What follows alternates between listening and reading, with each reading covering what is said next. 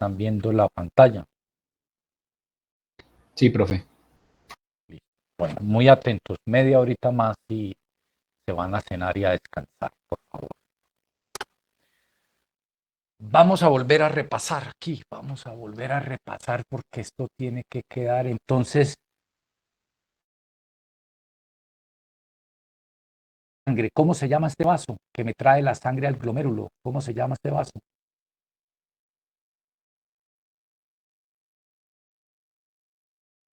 ¿Cómo se llama este vaso sanguíneo que me trae la sangre que se llama eferente? Y este que sale, la eferente. ¿Qué es lo que queda aquí en la mitad de las dos arteriolas?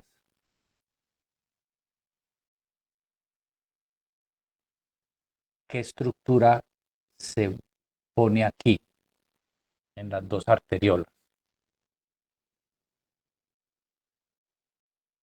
Una estructura importante. ¿Cuál? Aparato yuxtaglomerular. Que entre otras tiene dos funciones muy importantes. Primero, tiene unas células mesangiales yuxtaglomerulares que son como los policías aquí del sistema, están pendientes de que si llegan bacterias o sustancias anómalas se queden ahí, ¿sí? Ellos están pendientes, es como el sistema inmunológico. Y lo segundo es que en las células yuxtaglomerulares se produce la renina. Y este es el glomérulo. Este glomérulo es el que me filtra. Aquí tiene una membrana glomerular con un filtro, con unos podocitos, una membrana basal. Y esto ya es los túbulos renales. La primera porción del túbulo renal, ¿cómo se llama?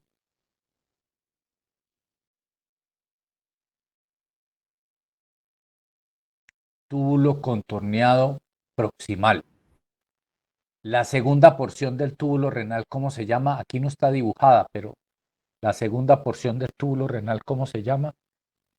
Esa de Asa de Henle, Henle. Luego la tercera parte del túbulo renal, ¿cómo se llama? Túbulo contorneado distal. Y luego ya sigue el túbulo colector. Pero a lo largo de esos túbulos que van sacando la orina ya para sacarla, para bajarla por el uréter, llegar a la vejiga y salir por la uretra, hay un proceso de reabsorción y de secreción. La reabsorción consiste en que algo que ya iba por la orina se devuelve para la sangre y algo que ya iba en la sangre se devuelve para la orina. Esos procesos se producen básicamente por dos mecanismos. Mecanismo pasivo por ósmosis o mecanismo activo a través de bombas y a través de consumo de ATP, en el que entra como un tercer mecanismo que es la pinocitosis, que cuando se están reabsorbiendo o secretando sustancias, la pinocitosis, sustancias proteicas, es a través de pinocitosis que ocurre esa reabsorción o secreción. Y ya al final sale la orina por el conducto colector y esa orina se va a recoger en los uréteres, llega a la vejiga. Aquí a la salida de la uretra tenemos dos esfínteres, uno interno y uno externo, y por medio de los uréteres eliminamos. Aquí, como les comenté a algunos niños, aquí en esta válvula del uréter a la vejiga se les daña y ellos tienen un diagnóstico que se llama reflujo vésico ureteral. De la vejiga se regresa la orina al uréter y es infección segura para los niños que tienen reflujo vesicoureteral. O también un dato fisiológico saludable, si nosotros dejamos que esta vejiga se llene a reventar, esta valvulita falla. Y aquí en la vejiga pueden haber a veces algunas bacterias, las toleramos. Pero si la vejiga está a reventar, ¿qué pasa? La vejiga ya a reventar se devuelve orina por el uréter y esas bacterias suben y suben por el uréter hasta llegar allá a los cálices renales y me producen, ¿cómo fue que les dije que se llama esa infección? Pielonefritis. Una piel. Esto es lo que ya vimos en la clase anterior. Estamos repasando. Pero ya entro aquí el tema nuevo de autorregulación renal. Hay 3 mecanismos básicos de autorregulación renal. El primero se llama la respuesta miogénica y es que la respuesta miogénica tiene que ver con la presión que maneja esta señora, la arteriola aferente, que siempre está tratando de mantener una presión estable de 60 milímetros de mercurio para que la sangre entre al glomérulo a filtrar y luego del glomérulo sale para la deferente por una presión oncótica glomerular y se devuelve y sigue su camino. Ya le extraje la orina, lo que no me sirve, la sangre sigue su camino. El primer mecanismo por el cual el riñón se regula su función se conoce como respuesta miogénica y está dada por el tono que tiene la arteriola aferente para inyectarle una presión de 60 milímetros de mercurio a la entrada de la sangre al glomérulo. Patología, vamos a dar el paso. La línea ya se nos marcó, pero la vamos a dar el paso. Un paciente supremamente deshidratado, un paciente con un choque hipovolémico, tiene una herida en la cava, está perdiendo sangre, un paciente completamente deshidratado en huelga de hambre, un paciente que se le bajó la tensión, se ingirió unos hongos que lo relajaron mucho, el sistema parasimpático predominó sobre el simpático y se produjo una relajación. Se cae esta presión hidrostática glomerular, la arteriola no es capaz de mantenerla y hay daño renal, porque en el momento en el que no pasa sangre a filtrarse y orina por los conductos, el glomérulo se daña. O sea, ¿a qué es sensible el glomérulo? A que no le llegue la sangre para filtrar. El glomérulo está siempre esperando sangre ahí. Si el paciente está sangrando, tiene una herida en la aorta, una herida en la cava, las venas principales, la arteria principal, está perdiendo sangre y hace una hipotensión severa y aquí no se alcanza a inyectar la presión, es como cuando pongo mi café en la cafetera, le pongo el agua en un lado, hay una presión que sube el agua para pasarla por el filtro. Si esa presión cae, yo no tengo café, no sube el agua y no pasa por el filtro. Entonces, el primer mecanismo de autorregulación renal se denomina un nombre como raro, hay respuesta miogénica, que tiene que ver con la presión de la arteriola aferente que inyecta la sangre al glomérulo para que filtre y produzca orina. El siguiente mecanismo de autorregulación renal se denomina la retroalimentación túbulo-glomerular. Me disculpan que está este diagrama en inglés, pero La retroalimentación túbulo-glomerular tiene que ver con el sodio que está llegando al glomérulo. Es un feedback o una retroalimentación túbulo-glomerular. Si hay mucho sodio, se retiene agua y se aumenta la presión en los vasos. Si hay poco sodio, si, si hay, si hay mucho sodio, eh, la reacción es producir renina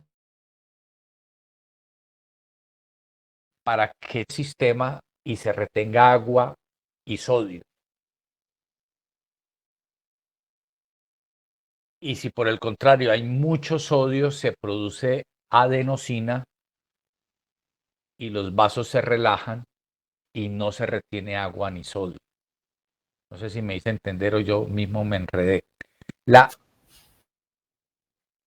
la retroalimentación túbulo-glomerular es dependiente de los niveles de sodio y cloro, pero principalmente de sodio. Cuando el riñón, básicamente aquí en su mácula densa, recuerdan el aparato yuxtaglomerular tenía tres estructuras importantes: la mácula densa, las células mesangiales yuxtaglomerulares, que son las que defienden, y las células yuxtaglomerulares como tal que producen la renina. Las células de la mácula densa son, hagan de cuenta, un sensor, como los sensores que tienen nuestras motos, nuestros carros, sensor de oxígeno, sensor. Y ese sensor me dice cómo están los niveles de sodio y de cloro. Entonces lo voy a repetir bien. Si hay poco sodio, porque nosotros necesitamos sodio, si hay poco sodio, se activa el sistema. ¿Qué pasó aquí? ¿Alguien levantó la mano? Profe, sí, era para ver si me podía repetir cómo se llamaba la célula, que, Bueno, pues, que era como el sensor, es que no la escuché bien. listo, listo. Vuelvo. Primer mecanismo, respuesta miogénica, ya vimos presión. El segundo mecanismo es una retroalimentación túbulo-glomerular. Esa retroalimentación túbulo-glomerular se da por los niveles de sodio y cloro, principalmente sodio, pero por los dos. ¿Cómo son esos niveles de sodio-cloro? Pues esos niveles de sodio-cloro son detectados por un sector, perdón, un sensor que está en la mácula densa. La mácula densa es uno de las tres componentes del aparato yuxtaglomerular. El aparato yuxtaglomerular que está entre las dos arteriolas, recuerden, la clase pasada tiene tres componentes: la mácula densa o sensor de sodio-cloro, las células yuxtaglomerulares mesangiales que me protegen y fagocitan sustancias anómalas que entren al sistema, y las células yuxtaglomerulares, pregunta de examen, que son las que me producen la renina. Y ya vamos a ver en esta clase qué es lo de la renina. Esas tres estructuras las tengo en el aparato yuxtaglomerular. Pues este segundo mecanismo de autorregulación depende de la mácula densa, donde está el sensor que me determina qué tanto sodio y cloro hay, ¿cierto? Entonces, cuando él detecta que hay poco sodio, entonces retiene más sodio y produce vasoconstricción. Y si detecta que hay mucho sodio, produce vasodilatación y permite que haya más flujo en el sistema renal. Poco sodio, constricción; mucho sodio, vasodilatación en el sistema renal. Entonces, este es el segundo feedback que me hace mantener la presión sobre la sangre que llega al glomérulo. El primero era estrictamente basado en la presión de la arteriola.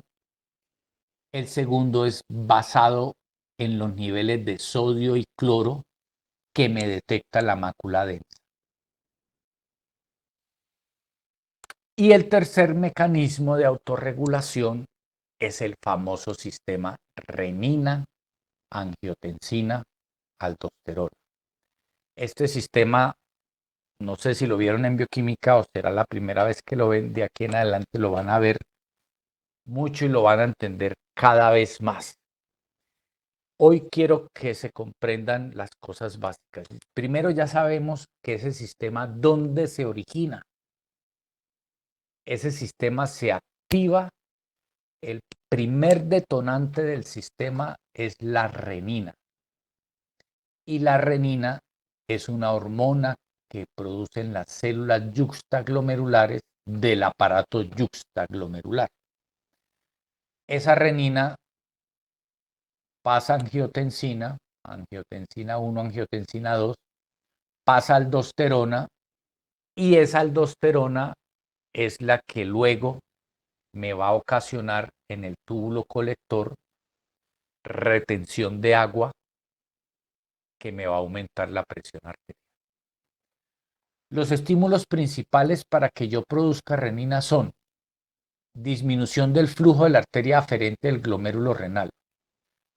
Si hay poca sangre llegando por la arteria aferente por algún motivo, ¡pah!, produzco renina. Que se disminuya el sodio plasmático, produzco renina. Que haya un estímulo simpático o algunos otros factores como las prostaglandinas, la dopamina, la adenosina y el óxido nítrico. Pero ¿cuáles son los principales factores que me activan la renina? Que bajó el sodio y que el flujo de la arteria bajó, ¿cierto? Esos son los estímulos que me dicen ¡pa!, se dispara la renina. Tercer mecanismo de autorregulación. Vuelvo para atrás.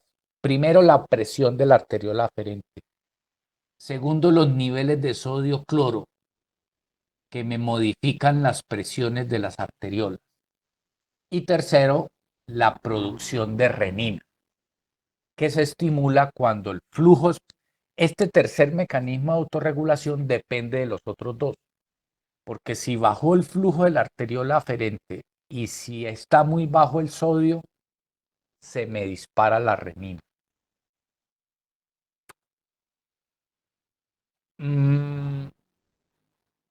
Bueno, esa renina me va a producir básicamente que se me aumente la aldosterona, que se me aumente la angiotensina, básicamente esos dos, la hormona antidiurética y el péptido natriurético auricular, son diferentes, son, digamos, mecanismos de regulación externa.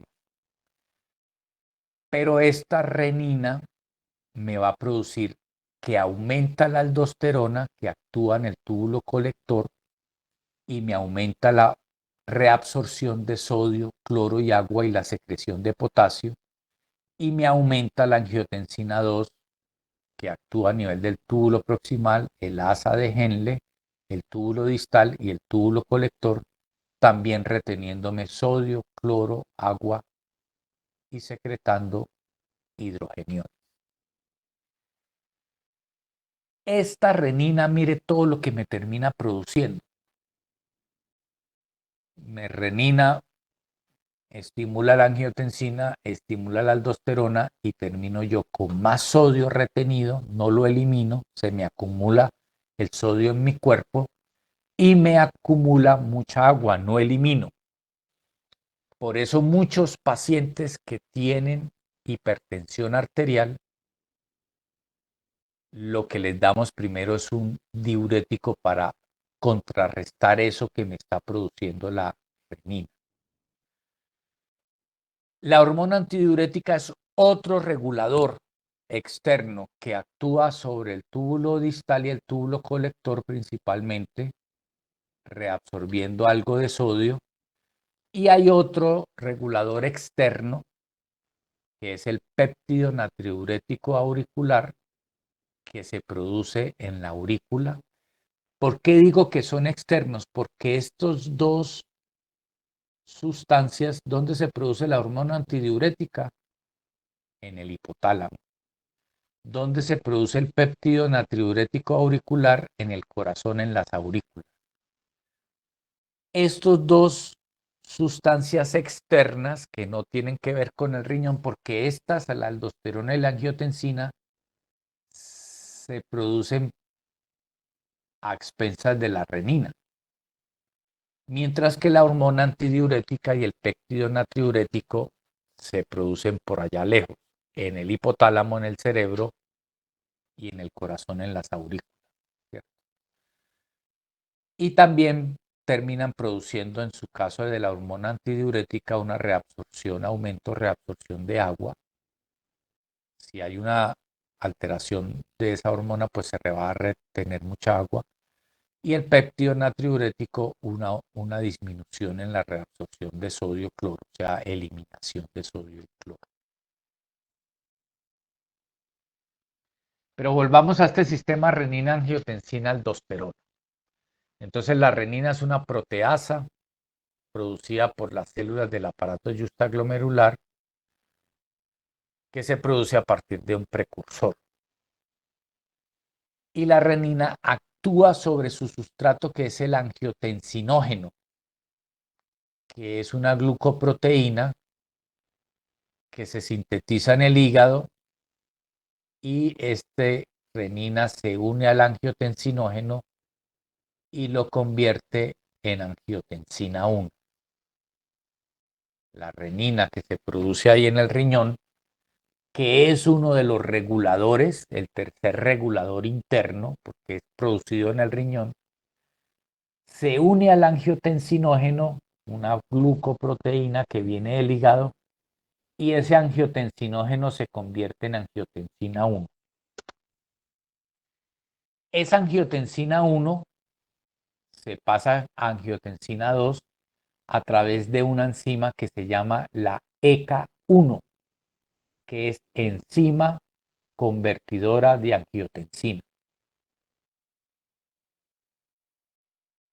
La ECA cambia la angiotensina 1 a la angiotensina 2, ¿cierto? Vuelvo a pasar. Renina, ¿quién me la produce rápidamente? Células justaglomerulares. Renina se une al angiotensinógeno que viene del hígado y lo convierte en angiotensina 1. La angiotensina 1 se une al ECA1, que tenemos ECA1 y ECA2, se une al ECA1 o al ECA2, y esa angiotensina 1 produce una angiotensina 2. El ECA1 produce una angiotensina 2 y el ECA2 también una angiotensina 2 un poquito diferente. Pero la enzima convertidora de angiotensina es la enzima que me convierte la angiotensina 1 en la angiotensina 2. Y ya la angiotensina 2, producida porque esta renina se me aumentó, me produce vasoconstricción, aumento de la frecuencia cardíaca, aumento en la reabsorción de sodio y cloro, aumento del tono simpático y aumento en la producción de aldosterona y de antidiurética. Entonces miren cómo esta angiotensina 2 es la responsable de que mi corazón empiece a fallar, porque empieza a trabajar más con el tono simpático, trabaja bajo presión, reabsorbo sodio, produzco aldosterona y antidiurética. ¿Y qué me hace la aldosterona y la antidiurética? Absorbo agua. Entonces, en conclusión,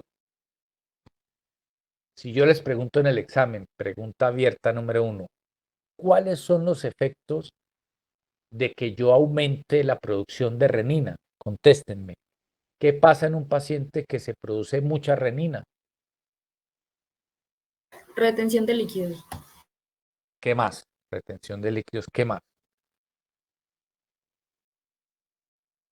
Retención de sodio, aumento de la frecuencia cardíaca, aumento del tono simpático. Todo eso. Ahora, ¿es la renina directamente? No. Es la renina que se une ¿con quién?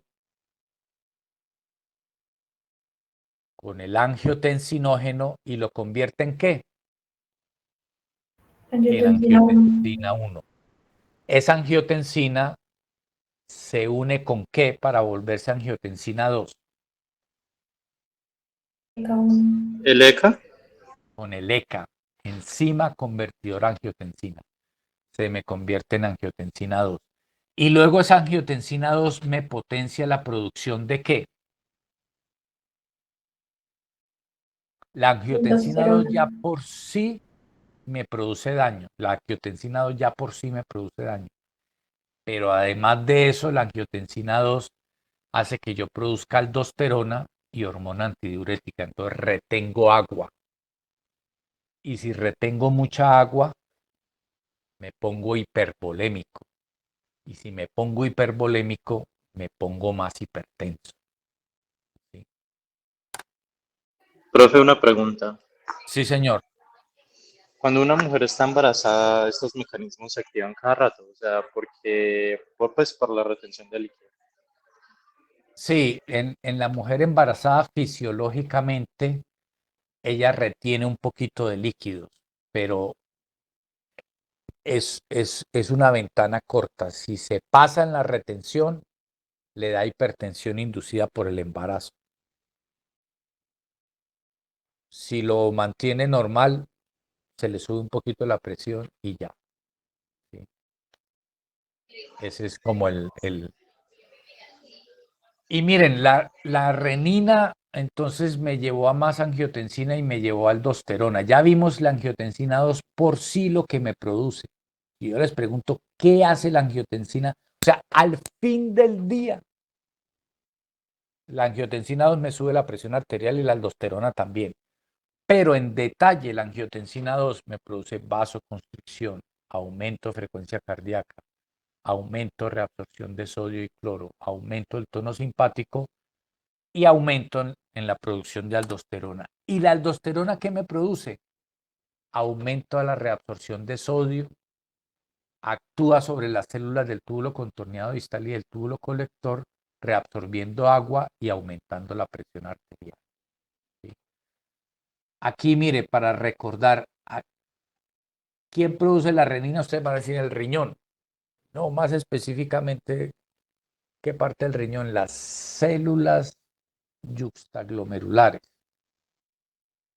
La renina se une con este angiotensinógeno, lo convierte en angiotensina 1, luego aquí llega la ECA, convierte en angiotensina 2. Esa angiotensina 2 por sí sola ya me aumenta la presión arterial porque me aumenta la retención de sal.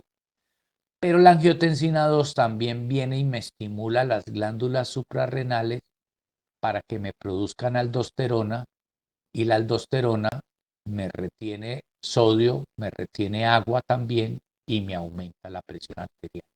Y todo se vuelve un círculo vicioso. Miren bien el gráfico y lo entienden. Otra vez, tengo mi riñón. Células yuxtaglomerulares me producen renina. Esa renina se me une con una sustancia que se llama el angiotensinógeno. ¿Dónde está ese angiotensinógeno? Es una sustancia producida en el hígado. Renina más angiotensinógeno convierte en angiotensina 1. Angiotensina 1 más la ECA, angiotensina 2. La angiotensina 2 ya por sí sola me aumenta la frecuencia cardíaca, me aumenta la retención de sodio, me aumenta la retención de agua. Pero por si fuera poco, la angiotensina 2 le dice a la glándula suprarrenal, venga, produzca aldosterona. Y la aldosterona a su vez me aumenta la retención de agua y de sodio. ¿Dónde era que actuaba la aldosterona? ¿Al principio en los túbulos colectores proximales a esa Henle o al final en el túbulo contorneado distal y en el túbulo colector? ¿Dónde actúa la aldosterona? En el túbulo contorneado distal. Y en el túbulo colector, al final, me retiene agua. Aquí lo tenemos otra vez, otra vuelta, porque este sistema quiero que ya quede por lo menos entendido. Puede que no con todos los términos y conceptos aprendidos, pero sí muy entendido. Vuelvo, respóndanme rápidamente. ¿Quién me produce la renina? El glomérulo. Ah, no, las yuxta. Glomerular. Se une con el angiotensinógeno que viene ¿de dónde? Del hígado. Y se convierte en angiotensina 1. Esa angiotensina 1 pasa a angiotensina 2 en la sangre y en el pulmón a través de cómo se llama el convertidor de angiotensina 1 en angiotensina 2. ¿Cómo se llama ese convertidor?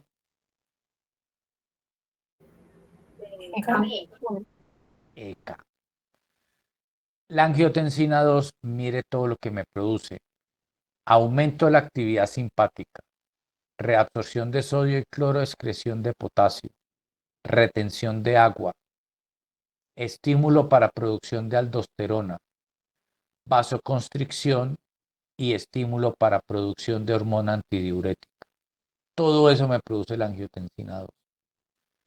Y luego, por si fuera poco, tanto la aldosterona como la hormona antidiurética todavía me retienen más agua. Entonces, cuando yo estoy en este momento de angiotensina 2, ya estoy perdido. Tengo hipertensión arterial. ¿Qué harían ustedes para tratar esa hipertensión arterial de la gran mayoría de personas que se produce por esta vía? Hay que bloquear la vía, ¿cierto?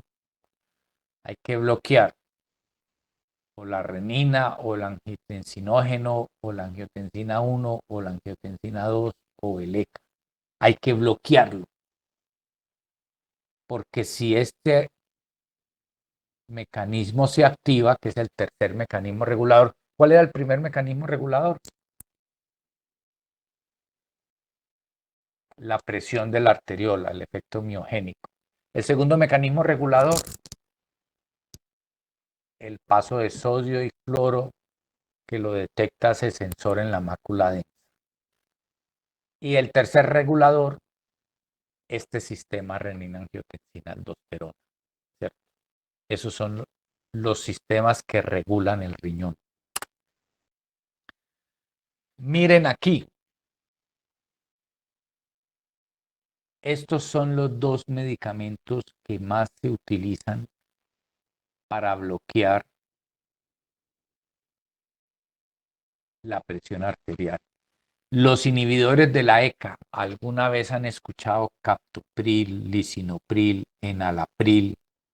Los medicamentos que inhiben este receptor, esta enzima, y evitan que la angiotensina 1 pase a angiotensina 2. Y los medicamentos que se llaman ARA, que son antagonistas de los receptores de angiotensina 2, que son el losartán, el telmisartán, el valsartán, el losartán, todos esos. Esos son los medicamentos que bloquean este sistema. ¿Que quién lo empieza? Esta renina. Se viene a buscarse con el angiotensinógeno, se produce angiotensina 1, que llega el enzima convertidor a angiotensina, llega al ECA y lo pone angiotensina 2, y esa angiotensina 2 es la que me va a terminar produciendo aumento de aldosterona, aumento de la hormona antidiurética, aumento de la retención de agua. Cuando yo bloqueo este sistema a través de un inhibidor de la ECA o a través de un ARA2, pues corto el sistema y disminuyo la presión arterial. ¿Me entienden, muchachos?